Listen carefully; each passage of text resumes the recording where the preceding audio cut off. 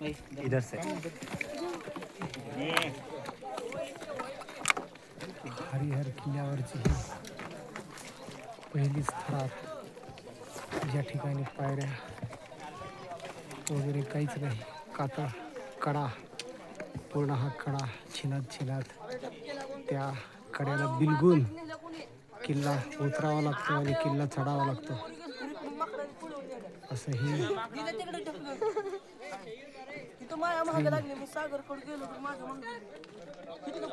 जो थ्रिल आहे, हरिहरगडाचा थ्रिल अनुभवताना संस्कार केंद्राचे ही विद्यार्थी इथून आपण गडाच्या ट्रेकिंगला प्रारंभ करतो.